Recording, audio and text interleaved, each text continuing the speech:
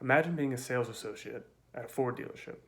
You work 40 plus hours a week, your sales numbers are phenomenal, your franchise owner and Ford Automotive Group are making great profits off of your work.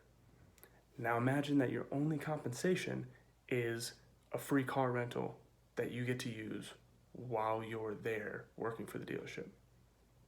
This is the situation facing many college athletes in our country. The universities, the NCAA, and multiple media outlets are making great profits while the athletes who are actually doing the legwork are being severely undercompensated. I have been a college sports fan my entire life.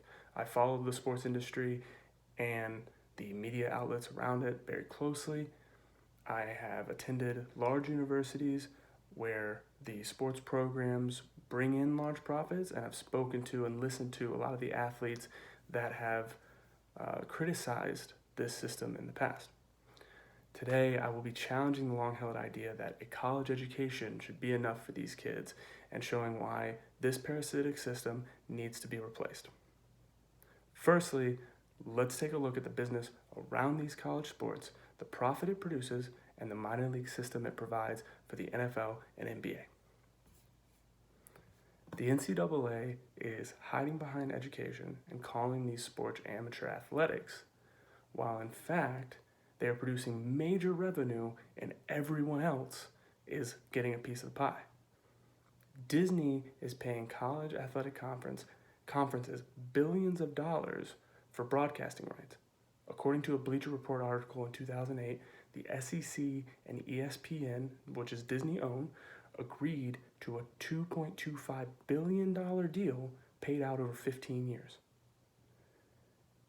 This deal, combined with the partnered CBS broadcasting deal that the SEC has, pays each college $17 million per year. This deal is still going, but before it has even ended, Disney is in talks to institute a new deal that would be offering $350 to $400 million per year, which would more than double the current deal, and each school would be receiving over $30 million per year just to broadcast these amateur sports. You may think these deals are exclusive to only the big conferences like the SEC, but that's not true. The Associated Press is reporting that ESPN has reached a new deal with the American Athletic Conference, which is not even one of the Power Five. It's one of the smaller conferences with UCF and USF, and it is worth about $1 billion over the next 12 years.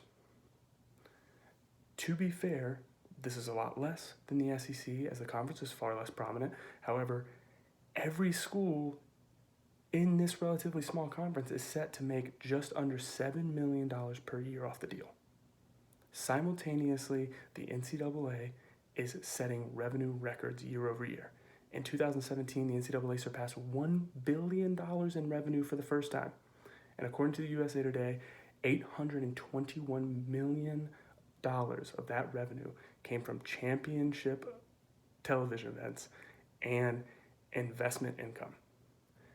People are literally investing in the exploitation of college athletes. In all fairness, the universities do supply these student athletes with free education. And many people across the country believe that this college education should be enough. However, this argument doesn't quite hold up when we dig into the numbers. College athletes dedicate more time to their teams than most people think. Players in Division I football have reported spending upwards of 40 hours per week on athletic activities.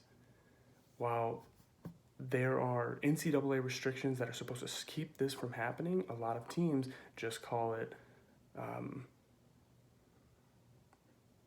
voluntary activities and practices that aren't really voluntary, because if you don't come, you will be punished. Based on the time these athletes commit to their team, the education they're receiving is subpar payment. For example, the average SEC tuition is $10,571 for in-state students. Based on 40 hours per week during the season and at least 20 hours a week in the off season, that means that football players are being paid about $8 an hour. A report from tradingeconomics.com says that the average hourly wage compensation in the United States is $23. These student athletes aren't average workers, especially ones that play in conferences like the Big Five. They're the elite, they're the best in the world at what they do for their age. And they're being compensated at less than half of the average hourly wage in our country.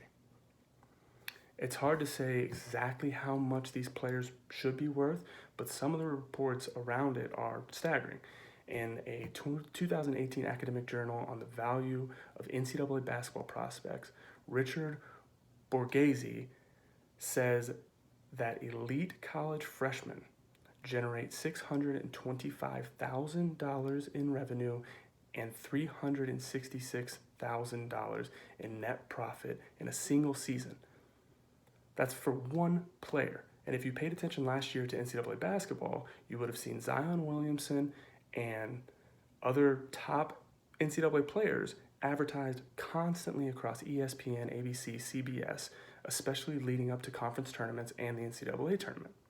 Obviously, not all athletes are worth this kind of money, especially, football players aren't going to be worth the same as basketball players, but they're definitely worth a lot more than what they're receiving.